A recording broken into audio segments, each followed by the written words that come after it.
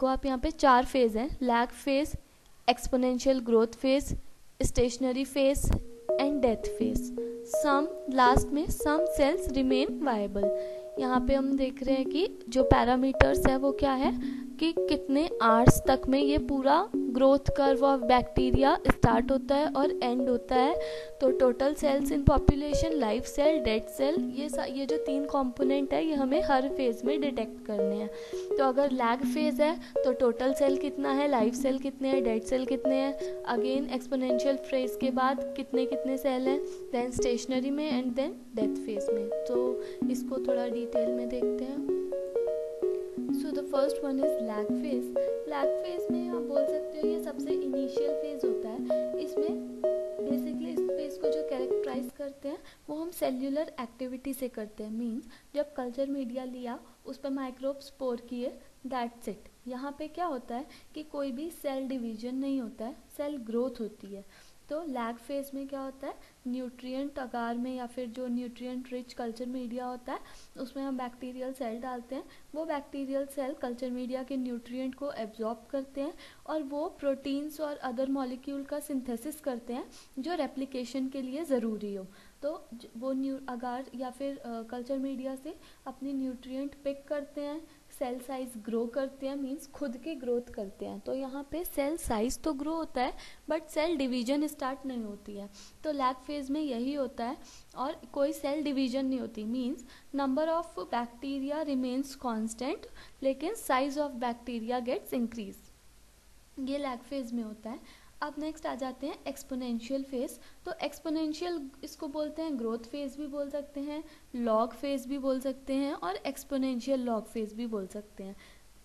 तो जब bacteria cell lag phase के बाद इस फेज में एंटर करते हैं तो उनके पास ऑलमोस्ट सारे प्रोटीन्स हो चुके होते हैं। वो खुद से अपने सारे प्रोटीन सिंथेसाइज कर चुके होते हैं जो उनको बैक्टीरियल रेप्लिकेशन के लिए रिक्वायर्ड होते हैं। यहाँ पे आके बाइनरी फिजन और डबलिंग प्रोसेस के थ्रू इनका बैक्टीरियल रेप्लिकेशन स्टार्ट हो जाता है। और यहाँ पे metabolic activity is very very high because यहाँ पे बैक्टीरियाज आर ऑलमोस्ट रेडी। वो फुल साइज में ग्रो कर चुके हैं, सारे प्रोटीन सिंथेसाइज कर चुके हैं, अब सिर्फ उनको रेप्लिकेशन की देर थी।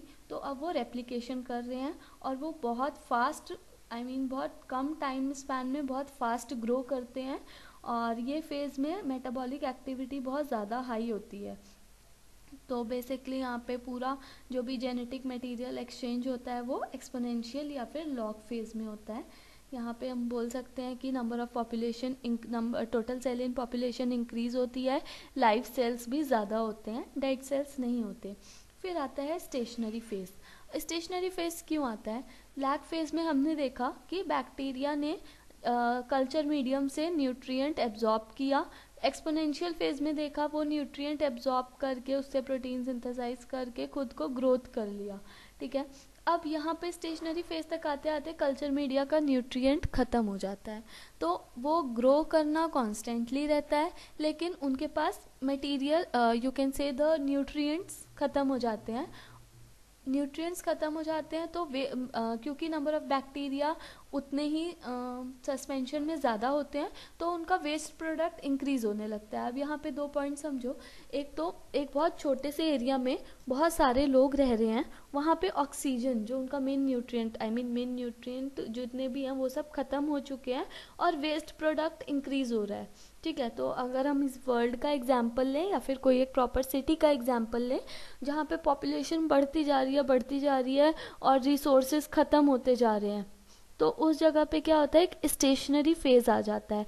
अब अगर हम इसका एग्जांपल लेते हैं पॉल्यूशन, तो उसकी वजह से फिर जब वेस्ट बढ़ने लगता है क्योंकि पॉपुलेशन बढ़ गई तो वेस्ट भी बढ़ेगा और ग्रो करने के लिए न्यूट्रिएंट तो मिल नहीं रहा है, तो क्या करेंगे, ये धीरे धीरे डाई होने लगेंगे। मीन्स ग्रोथ वहीं पे रुक जाएगी और डेथ फेज स्टार्ट हो जाएगा। तो स्टेशनरी फेज और डेथ फेज ये पैरेलली चलता है, बट जैसे स्टेशनरी फेज खत्म होता है डेथ फेज बहुत तेज़ी से इंक्रीज होता है। उसके बाद भी कुछ सेल्स होते हैं जो वायबल रह जाते हैं। तो यहाँ पे रोल आता है कि हम ये बैक्टीरिया कर्व क्यों पढ़ रहे हैं, इसकी क्या इम्पोर्टेंस है। तो इसके ये इम्पोर्टेंस है कि वो कौन से बैक्टीरिया हैं जो ये सारे फेसेस को भी क्रॉस करके बच जाते हैं। उनकी स्टडी करते हैं। फिर वो कौन से हैं जो एक्सपोनेंशियल ग्रोथ फेज़ में कितना उनका मेटाबॉलिक रेट रहता है, कितना कौन से नॉर्मल बैक्टीरियाज हैं जो स्टेशनरी फेज़ में डेड हो जाते हैं। ये सारे जो कंपोनेंट्स हैं इनको स्टडी करने के लिए एक, जैसे बोलते हैं हर एक चीज़ की लाइफ साइकिल होती है, इसी तरह से ये बैक्टीरिया की लाइफ साइकिल आप बोल सकते हो।